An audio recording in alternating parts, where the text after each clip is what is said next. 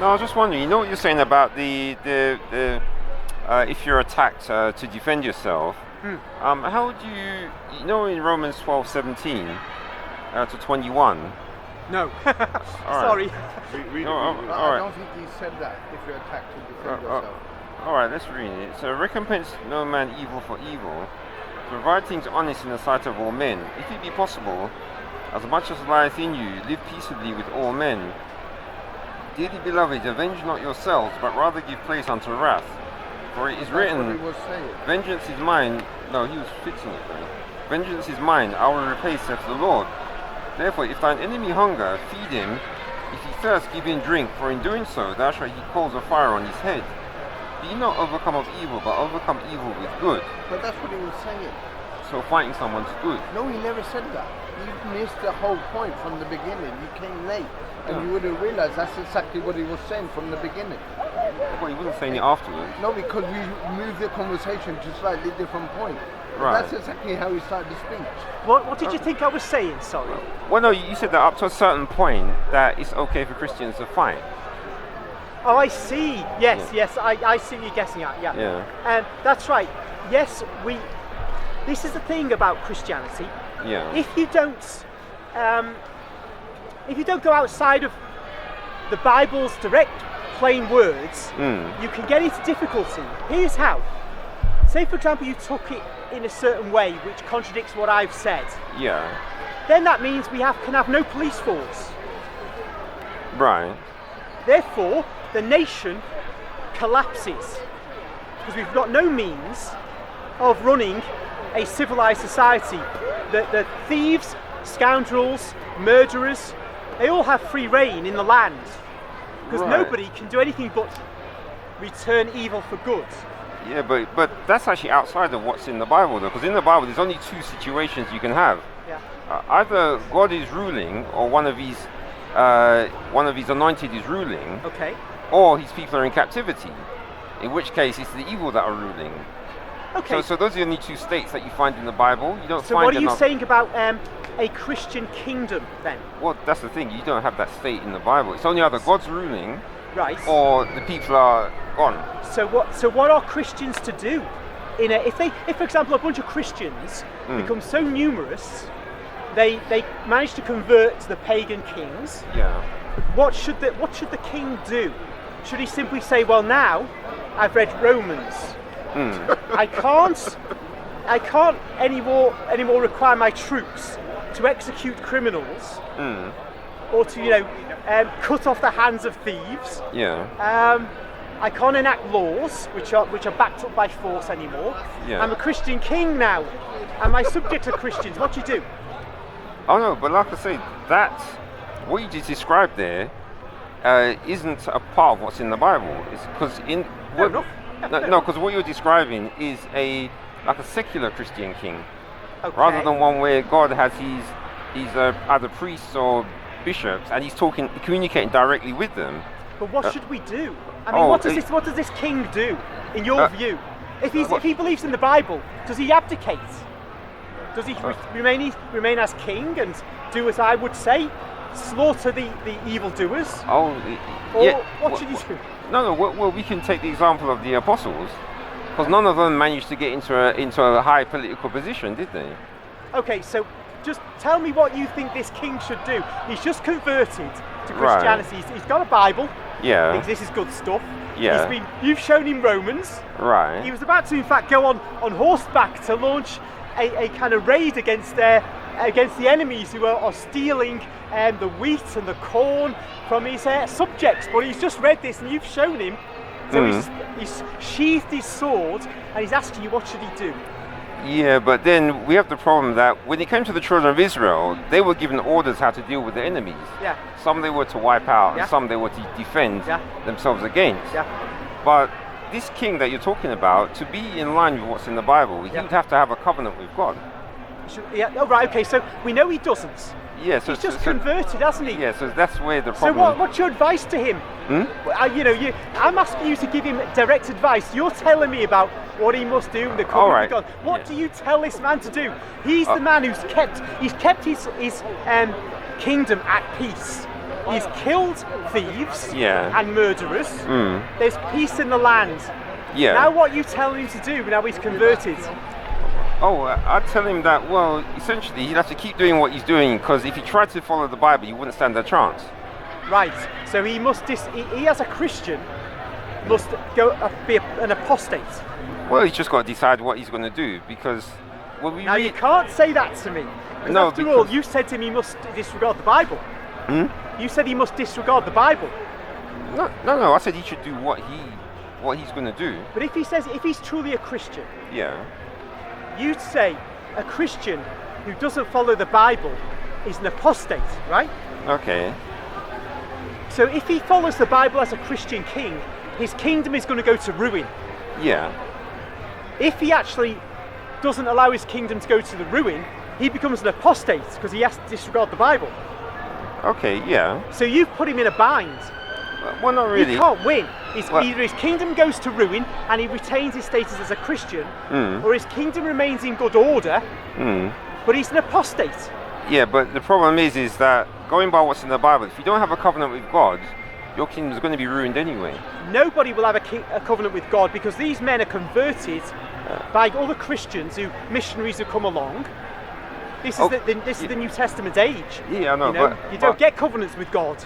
Yeah, but so that's why I was going to just read this for what the apostles did. So this is Acts 12:1. It says, "Now about that time, Herod the king stretched forth his hands to vex certain of the church, and he killed James the brother of John with the sword.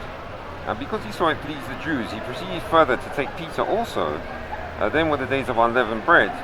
And when he had apprehended him, he put him in prison, and delivered him to 4 quaternions of soldiers to keep him, intending after Easter to bring him forth to the people." And well, we know what story happened there, but it's just going to go to the part which is what the church actually did in response to him getting arrested. And so then verse 12 says, "And when he had considered the thing, he came to the house of Mary, the mother of John, whose surname was Mark, where many were gathered together praying. And as Peter knocked at the door of the gate, a damsel came to hearken named Rhoda, and when she knew Peter's voice, she opened not the gate for gladness, but ran in and told how Peter stood before the gate. And they said unto her, Thou art mad, but she constantly affirmed that it was even so. Then said they, It is his angel. So, well, you know, obviously Peter goes in and tells them what to do. But in this situation, one of them got murdered, another one got arrested, and all they did was pray. Okay. So then, would you say that this was like not so good advice for them to do? Should they have done something else? I think that was for then. This is not the situation of a kingdom, Right. where we've had the whole of Europe, which was pagan. The Catholic priests and monks came and converted the kings as well as the ordinary people. Yeah. And so we had kingdoms which are in existence. They're functioning. They're systems of law, their own English common law, the Dane law of the Danes, and all thriving societies in their own way, just needing to be enlivened by God the Holy Spirit to be brought to a new level. I'm afraid, I think that you're not offering any solution for these people, because as I say, the kings become apostate in your system if they do what they need to do to keep law and order and raise their societies up to a higher level as Christian kings. Yeah. But if they do follow the gospel, their kingdoms will fall apart. So I think the proper way to look at it is the Catholic way, which is that they actually can be Christian kings and stand against evil with force. And it is God's will that the emperor wields a sword, as St. Paul and St. Peter say. Right, but then what you're doing is you're usurping the covenants that God had with the other people. Then, so it's as if, because when God had a covenant with them, He provided protection as part of that covenant. Yeah. So now He's broken the covenant with Israel, and you'd think that any real covenant from God would also come with protection. But what I noticed that the churches, they're preaching that we're under the new covenant, but for some reason there's no protection with it. So, but they seem to think it's a covenant, and so because of that, to fix it, it's like what the Catholics have done is say, okay, we'll take over instead. We'll come in, come with the rules, and then we'll determine how the kingdoms are set up and it's ruled, etc. But they're doing it without any kind of covenant, so it's like they're the ones running things, not God. I think it is a covenant. I don't think a covenant has to involve military protection or divine protection from military foes. It does. All of them in the Bible do. Well, how do we know when Jesus makes this new covenant? That doesn't speak about it containing a military element of protection from physical enemies. Yeah. So I think that you're reading something into that isn't there. Right. Okay, so I think we spoke about this, but this was a long time ago. I think it was like a year and it must be 2 years. Right. Regarding the mention of the covenant in the Old and New Testament, because you know how it is in Jeremiah 31 and in Hebrews, it says that he'll make a new covenant with the house of Israel and the house of Judah. Okay. So that's a statement he made. But what I've noticed is that when people I hear Christians talk about the new covenant, they never break that part down. They skip it and then just say, oh no, Jesus has come, he's brought the new covenant, etc. And then that's the end of the story. Okay. But they don't explain what does it mean in both Jeremiah 31 and in Hebrews 8 when he says you'll make it with the house of Israel and the house of Judah. Yeah. Okay, that will come. That's the completion in the millennium. That's not for now. Right, okay. Israel, in fact, God would have made that covenant. It would have happened if they hadn't killed the Messiah. But because they chose to kill the Messiah, that's delayed. Oh, but that would destroy Isaiah 53 then. Go on. Because after all, I don't see what. Go on, you tell me what. Well, it says that he would be cut off. So that means someone had to be the servant had to be cut off. So if that didn't happen, then that prophecy would go down. Oh no, the servant's cut off. Yeah. But the beneficiaries of the covenants now are those who joined the Catholic Church. Right. And because that's the new Israel. Yeah. Old Israel could have benefited from all that if they hadn't killed Christ. They will benefit because St. Paul says in Romans 11 that the remnants of Israel will convert. Yeah. After the fullness of the Gentiles has come in. Right. So I'm trying to see if I can find it.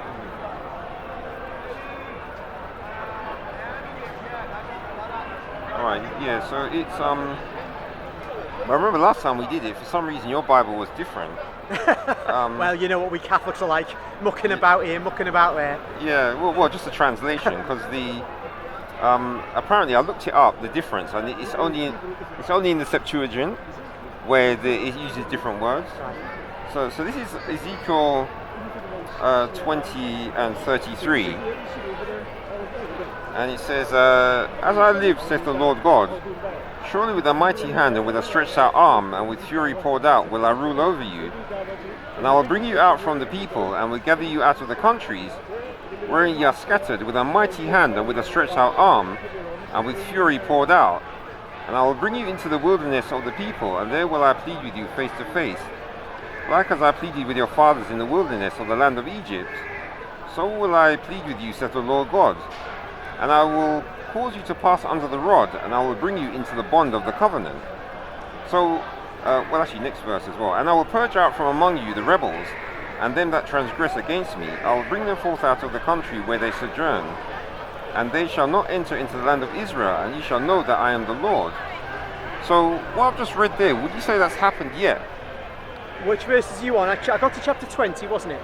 Oh no, it's 33 I started. 33. Yeah. So 20, 33? 20, chapter 20, verse 33? Yeah. Okay.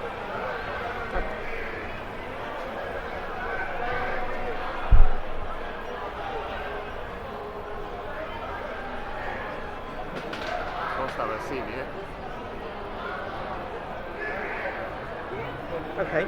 Much of this is to be done in the future. Right. Okay. So you'd say that, especially when you look at 33, where it says with a stretched out arm and with fury poured out. So do you think that will involve a bit of defense against the enemies? Well, there can be violence used against the enemies. Oh no, but if when God's doing it, yes, that means these people who are going to be going back into the land, yes, would you say that they're going to be well defended? That implies that. It definitely does, yeah. Yeah. So that's what I mean about the covenant. Whenever covenant's mentioned in the Bible, there's always physical security along with it. But that doesn't mean, though, it still doesn't get to the point where the nations, the Christians can say, well, if a pagan nation converts to Christianity, that it's therefore going to be protected by God, or that the new covenant that Jesus established involves protection from pagans. What you've got here is a statement, legitimately, as you've pointed out, about God using force to liberate the Jews from those amongst whom they find themselves. That's all it says. Well, but remember 37 as well. It says, do you want to read your 37 on? See if you've got the same. If you've got the same Bible. You know this one, by the way, the RSV. Yeah. It's based on the King James. Right. Yeah? It's directly derived from the King James. Right. Yeah. Anyway, 30. In fact, my bigger one, which is too big to bring here, it starts off with the front page of referring to the 1611 King James Bible. Oh, where it's got that big picture on it. Yeah, this is my Catholic RSV. Yeah. So you know. Anyway, verse 33. Or was it 37? 37. Yeah. I will make you pass under the rod, and I will let you go in by number. Oh, yeah. So your one does have the new one. Because what it is, when they're going by number, that's actually from the Septuagint. Because I actually looked it up. Okay. Because if you go to, I don't know if you've ever gone to Bible, I think it's called Bible Hub. Occasionally. What it does, it gives you an interlinear. So I went down and to see which other translations use went in by number, and it seems like all of them say covenant. And so it's only when you go to the Septuagint, that's where it actually says in by number rather than under the bond of the covenant. Okay. Right. Well. But you said that's RSV. Yep. See the spine? Yeah. Oh, Catholic edition, right? So when it says Catholic edition, does that mean that your scholars have edited it? For example, that when it says, I think the angel Gabriel speaks to Mary. Yeah. Hail, highly favoured one. Yeah. In many translations, we say hail, full of grace. Right. I'm just double checking that. That's one example. We have in Isaiah 7:14. I think we say in here, "Behold, a virgin shall conceive." Whereas elsewhere it might say "young woman," because we're taking the Septuagint. Yeah. So I think I'm not sure if the RSV non-Catholic edition says a young woman shall conceive. Well, they're saying that's what the word means, but then I think the reason why they translate it as virgin is simply because if you say young woman, then it's not a sign, is it? So they're using logic to define their translation. Yeah, I think though that for us, there's certain key passages which we think are not properly translated, and so we alter them. But by and large, it's the RSV as you have it. Yeah. Or basically very similar to the King James as Protestants have it, but for what the Protestants call the 7 apocryphal books, which we include. That's another reason to call it a Catholic edition. Yeah, because I'm just trying to see, because I'm just on Bible Hub, I'm just trying to see if they've actually got the RSV. The only problem is because it's the phone, it doesn't give you the full list. Oh, no.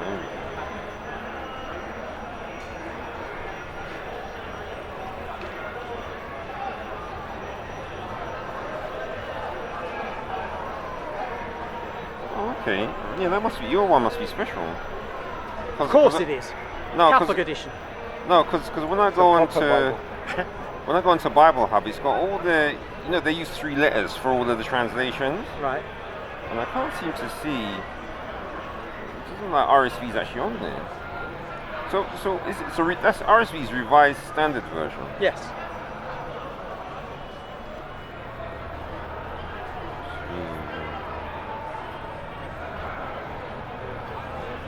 I think it's predated by the authorized version, which is Right. predated by the King James version.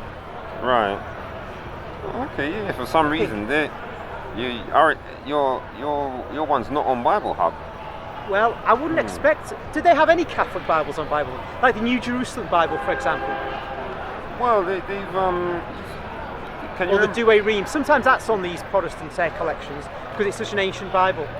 do you know what CSB is? What about the Jerusalem Bible? Oh, Christian Standard Bible. Maybe it's Uh, just got Protestant Bibles on there. So we 'Cause got. we know they're the only true ones. Which on is really an Well- oxymoron. No such thing as a Protestant Bible. It's our book. We got English You're so Standard moderate. variant, King James, King James.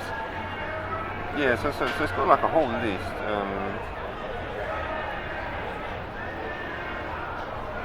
English,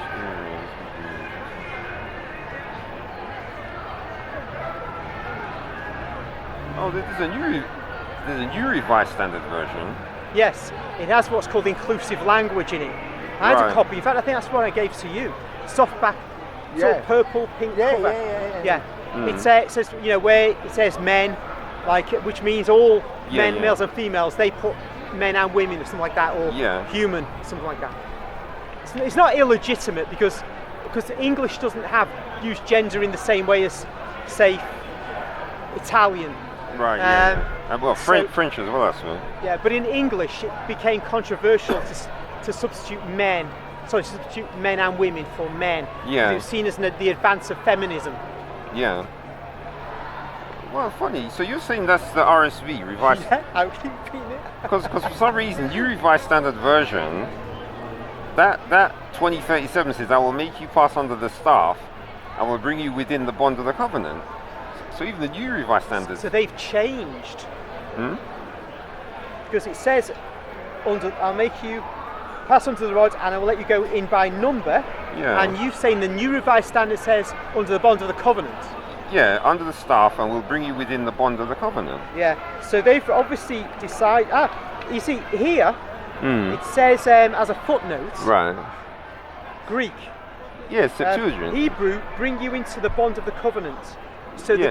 so we've got the Greek here, Right. but they're mentioning the Hebrew. Yeah, Well, yeah, it says yeah, from Masoretic text. Yeah.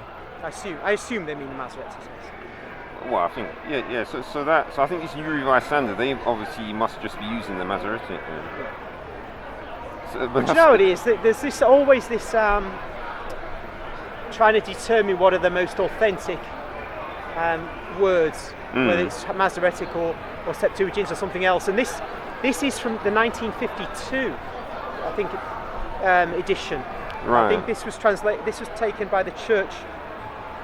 So back in the middle of the last century, whereas the New Revised is from the 1990s or the early 2000s, I think.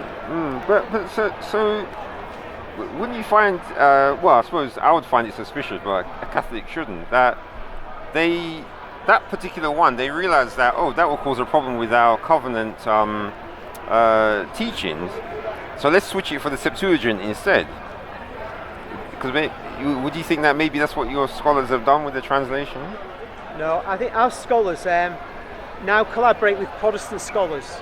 Right. There's a very, very much a kind of unanimity about these technical matters of how you translate, what the appropriate words are Yeah. to translate into. So that wouldn't be such a big issue. Maybe when you're looking back in the early last century, you'd find more of a kind of the Catholic camp takes this approach. Yeah. Protestant camp takes that approach. Yeah.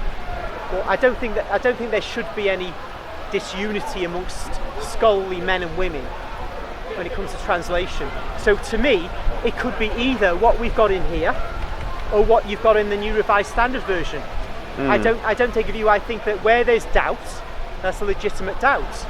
It doesn't matter to me because after all, we Catholics are reassured that when Jesus established the Catholic Church, that was the means, that was the vehicle by which we get to know the truth. The Bible is a very important aid to that, hugely important, but it isn't the central foundation. And so we can afford to have areas of ambiguity. It's not our Quran, the Bible, you know. Oh no, it's the same with the Quran anyway. Because their scholars override what's in the Quran. Oh yeah, of course, they're totally Yeah. dishonest. But Yeah. I wanted to emphasise that, you know, the Quran is the Bible is not our be all and end all. I know the Quran isn't for the Muslims either, because the Hadiths play a bigger part. But Yeah.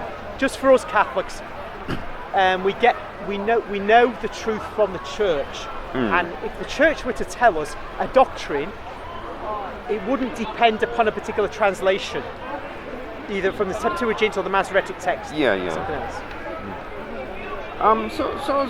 So I suppose with regards to that, because one of the reasons why I like reading through that one is because of I don't know if you ever read much. You know, Revelation 11 and verse 1 and 2.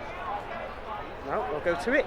Because this is like another thing which I don't hear taught in any churches, but they never seem to like certain parts of the Bible. You're very unhappy with your Protestant brothers. Well, it's down to them, isn't it? I'm not telling them what to preach. Okay, so it's okay. So he says, "Then I was given a measuring rod, like a staff, and I was told, rise and measure the temple of God, and the altar, and those who worship there. But do not measure the court outside the temple. Leave that out, for it is given over to the nations, and they will trample over the holy city for 42 months." So what do you think that means?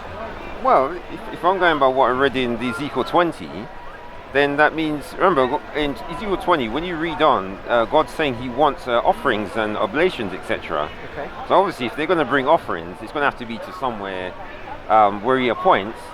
And so I would say that would have to be the temple of God. So now Revelation we have where it's saying about the temple of God. Okay. So I'm just wondering, what would you, would the Catholics try to put them together like I have, or would they try and separate them out to mean something different? Well, I've at various times said that I'm open to the belief that there's going to be a literal millennium. Oh yeah. And that Ezekiel's temple, I know it's not a given in the Catholic Church nor in the Protestant churches. Right. But it's seen by many as a symbolic idea.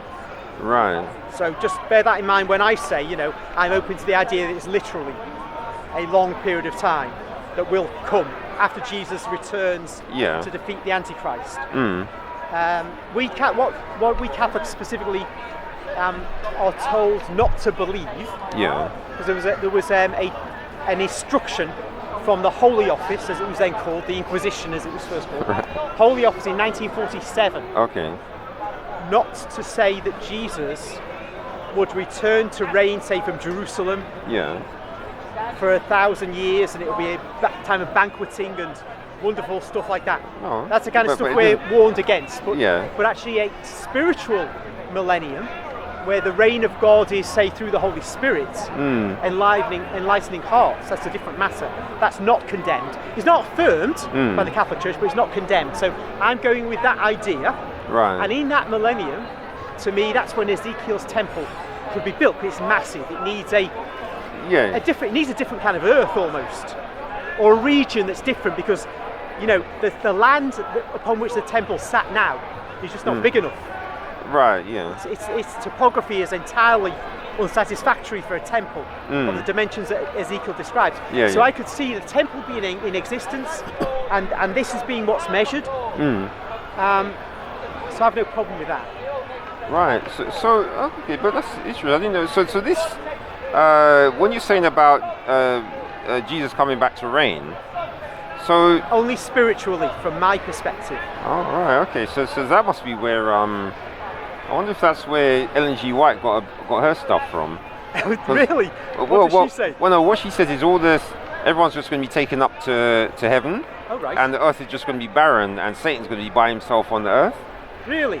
So it's like her one sounds like a slightly different version of what you said, where it's wholly different. Well, there's not going to be any rapture in Catholicism. We don't believe that. No, people aren't going to be taken up.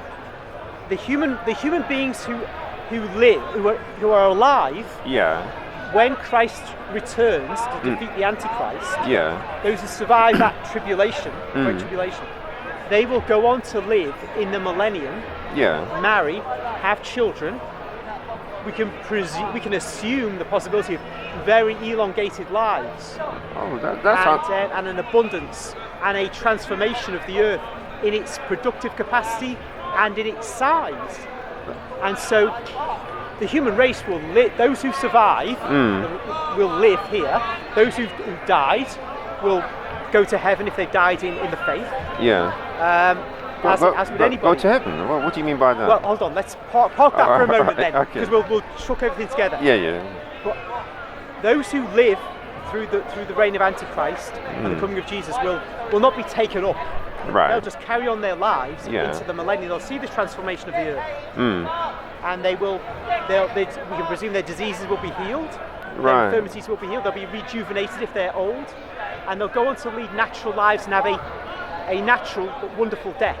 Right. And their children will have long lives, and on it will go until the latter part of the millennium, when the events that St. John briefly describes Yeah. begin to happen. All right. So funny enough, all what you're describing, that's the first time I've heard it. I didn't even know Catholics believed all of that. They don't. Oh. They're not taught that. You see, until about St. Augustine in the 5th century, 4th to 5th century, Yeah. we were believing this sort of thing. The problem was many people were teaching that it'll be a place of parties, banquets, Right. all kinds of stuff that's But extremely that's the Muslims, isn't it? So. well, but Yeah. there we are, extremely naturalistic anyway. Yeah. And the church began to condemn these ideas. Yeah, it should do. And with that sense, this is not really right. They, throw out the baby with the bathwater. Augustine was very unhappy with this idea of a millennium of abundance, with all this cornucopia of stuff. Right. So he turned right against it, and after him, everybody else did, because his authority in the West was huge. Oh, what year was this about? He was late 4th, early 5th century. All right. But just because Augustine said that doesn't make it the official teaching of the Catholic Church. Yeah. What I can say is simply that if you're a Catholic, you don't have to believe in a literal millennium, but you can, provided you don't believe it's going to be one where Jesus comes down to reign, say from Jerusalem, and he basically is establishing this hugely wonderful theocracy. Yeah. place where it's full of entertainments and food and wine and living it up. Yeah, but you wouldn't be able to get that from the Bible anyway. Well, perhaps not, but when people's imaginations get going, Yeah, that's what many early Christians were saying, so we had to have that kind of cut out. Yeah. Nonetheless, here we are today. This is an optional position of the Catholic Church. Right. And that's my view. Okay, so the like when it describes in Isaiah 66. No, but you tell me, because when you mention chapters, I tend to be a bit vague, so I have to go to it. Yeah. Well, okay, I'll just read that one for you. So it's I think it's Isaiah 6 and 20. I think it's 22 actually.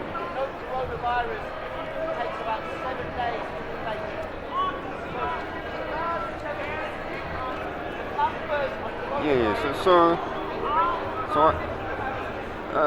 this. I mean, I suppose. Well, just to give context, I'll read just the top. Where is it? I'll just read 15 and 16 just to give the bit of context. It says, "For behold, the Lord will come with fire, and with his chariots like a whirlwind, to render his anger with fury, and his rebuke with flames of fire. For by fire and by his sword will the Lord plead with all flesh, and the slain of the Lord shall be many." So I suppose you agree that that's his return. I would say that seems to be. Yeah. So I say that like that because I don't like to give anything that might sound like I know, but it sounds right. Yeah. So the rest of it just describes some things about the Levites, etc. But then on verse 22, it says, "For as the new heavens and the new earth which I will make shall remain before me, saith the Lord, so shall your seed and your name remain. And it shall come to pass that from one new moon to another, and from one Sabbath to another, shall all flesh come to worship before me, saith the Lord. And they shall go forth and look upon the carcasses of the men that have transgressed against me. For their worm shall not die, neither shall their fire be quenched. and they shall be an abhorring unto all flesh. So when it says that all flesh shall come to worship before me, what do you think that means? That is the whole human race in the millennium. Right. Because they will all be being taught by God the Holy Spirit. Yeah. It will be an internal enlightenment, as well as there being teachers who are especially enlightened with the gift of the charism of teaching. All right. This will be the state of affairs. So there won't be the different religions anymore. Yeah, well, yeah, obviously. Yeah. So naturally all flesh will come. And of course, even though, in my view, the temple, which will be built at some stage, will not be one operating on the same basis as the first and second temples of ancient Israel. Still, there will be commemorative temples with possibly commemorative sacrifices, and people will come there on pilgrimage, just as we Catholics go on pilgrimages to Santiago Compostela or to Lourdes or other places in Rome. Right. So when it says 23 says, "Shall all flesh come to worship before me?" So do you think that's a location or something else? Oh yes, I believe it's a place. I think that involves going to the temple, but it also involves going to Mass, because that is where God is. Yeah. Right. But you see, this seems to be like, in a way, talking about the human race in a kind of collective way. Going on a pilgrimage to a particular location, not all at once because there'd be too many. But as it being a focus for all humans, whereas Holy Mass is in your individual locations all over the world, and not everybody goes to the same place for Mass. There will be Mass in this temple. That will be the supreme remembrance of God's sacrifice. So the temple will be for that above all else. Right. So you're saying that but you said that in the millennium, you say Jesus is not. You say he is or he's not coming back to do the actual battle. He's coming back to kill Antichrist. And to slay his followers. The way he comes back, I don't want to say. All right. Because I can't. Not that I don't want to say. I can't say. And it's vividly presented in the Book of Revelation. You get the feeling he's coming back on his white horse. And he's going to just do it, right? But I wouldn't actually say that when in the Book of Revelation it's something that's described explicitly like that he necessarily means it's a physical, something you'll see physically. I don't know, it may well be. All I want to say is I'm open to that, but I'm open to it being some kind of spiritual event. But Antichrist is done for, and his followers are done for. Right. And Christ will be here, but through the Spirit, for that millennium. All right. So when he fights the battle, because what we just read there in Isaiah, it sort of marries up with what you said about Revelation, is that he's going to come and fight them with his sword. So there's two corroborations, one from old and new. So what do you think after the battle? What is going to happen physically? Do you think? Physically, you will get then somehow a transformation of the world. Because it's quite possible, that we're going to have a devastated world at that point. Before Jesus returns to our own actions with our own weapons. Oh no, Revelation 16 explains all of that, the destruction. Okay, fair enough. All I can say is it may be, we're getting a description of things we're going to do, but it seems pretty clear there are going to be bad things that will have happened even before Jesus appears, however he appears. And so there needs to be a renewal of the world, physical renewal. That process is going to happen in a way that I can't imagine, because the living will observe it, and somehow they'll be here at the same time it's happening. Right. So then, and then of course, God the Holy Spirit will begin the process of refreshing and renewing the human race, because those who survived, I mentioned, many of them will be seriously injured, in great pain. PTSD, as we call it now. There'll be a lot of healing needed, and so people's physical bodies and minds will be transformed too. Okay, so but when he comes and fights the battle, so do you think he's going to stay or go back? Go back. So but you see, that's but go back in the sense that, when Jesus ascended into heaven, Yeah. he's still with us. Yeah, yeah. I know he sends his spirit, but he's with us still, and he'll be with us in a way more than he is now, because it'll be the new age. Yeah. And the spirit will be with us in a way that he's not been with us since the early Christian centuries. Most Christians will experience the spirit more vividly. Yeah, yeah. We do. Right. Okay. So he's. But we won't go up to Jerusalem to meet Jesus and to kiss his feet. That's what I'm getting at. Right. Yeah. Yeah. All right. So when he goes back, I see. So what? So it sounds like you're saying that the people who are resurrected, they're going to come back, and like you were saying about they'll live and have children. No, the people who are resurrected. Yeah. No, they will be with Jesus. So the people who die will be with Jesus. If they die in the faith. That's all the people who've died in the last 2,000 years. Yeah. With Jesus. But then there's a point about those who died as martyrs in the Great Tribulation will reign with Christ. Yeah. So that's a special category of people. Right. So I just again I don't have any detailed things to say about that. All right. So those ones, when An invisible reign, they'll be reigning invisible. Again, we won't go and have a chat with them. Yeah, We'll right, book an right. appointment. Okay. So when Paul, he says in I think it's 2 Thessalonians, where he talks about the what happens when the rapture people love to use it to say to talk about. We'll meet the Lord in the air. Yeah. So what do you think that means? Well, that is a very much Paul triggering an image in his listeners who are subjects of the empire. Yeah. Of what happens when an emperor or a high state official comes to a city. The dignitaries of the city come out to meet the emperor or the high dignitary, the senate or whoever, before he reaches the city, and they accompany him into the city. Right. This is us, the Christians, going up to meet the greatest high dignitary of them all. Yeah. To bring him to the earth. Okay. All right. So those ones that are caught up to meet him and then come down to the earth with him. Yes. What then happens?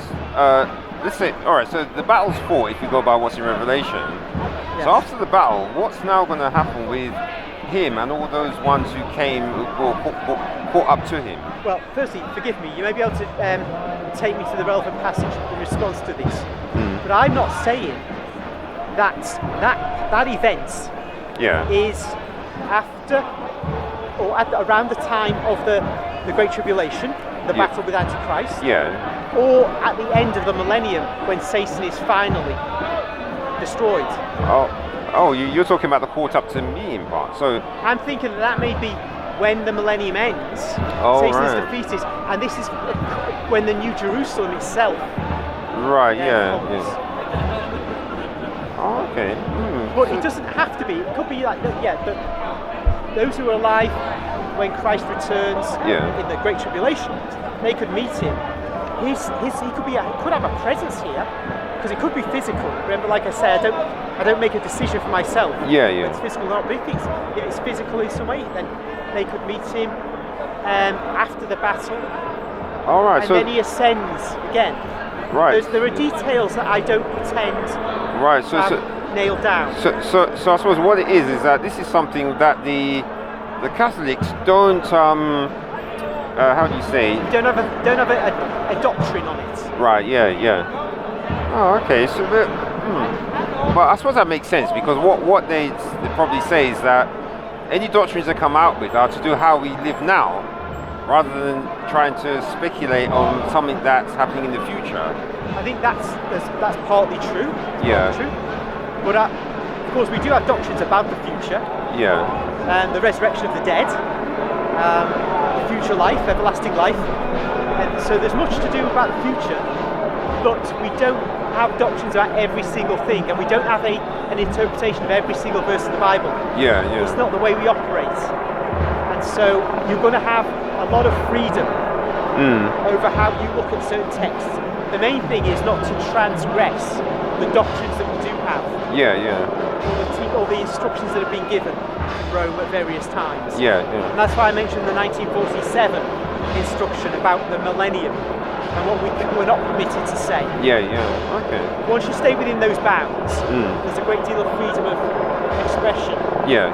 And of course, most minds greater than mine, most of them are greater than mine, and they would say, oh well, maybe I've just said things which are just not right, and for X, Y, Z reason I shouldn't have said it. And that's fair enough, you know. Yeah. There's all kinds of reasons I might be stepping in the wrong direction but not realising it. Yeah, yeah.